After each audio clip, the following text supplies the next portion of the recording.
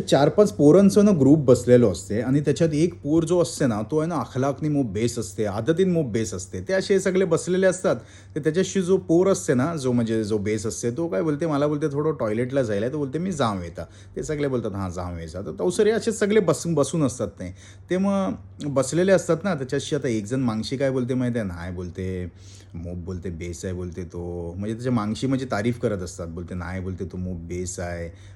आणखी त्याच्या बोलते भात्यात बोलते मूप मिठास आहे आणि बोलते मूप बोलते पोर बोलते मूप बेस आहे अखलाकनी. असे बातो चालत असतात. त्याच्यात एक पोर असतं ना, तो ह्युमरनी आणि सार्कॅझमनी मोप म्हणजे एकदम हाय लेव्हलचं सार्कॅझम असते. तो काय बोलते माहिती आहे, की होय बोलते 5 मिनिटं बोलते जर कुणासोबत बोलते जर बात केलं ना बोलते ते बोलते त्याला डायबिटीज होऊचे बोलते चान्सेस आहेत. म्हणजे असं बोलते आणि मग परत दुसरं हसू-विसरू लागतं. तू दुसरं बोलते, "नाही," बोलते, "त्याची बोलते इज्जत पण बोलते मोप आहे बोलते गावात."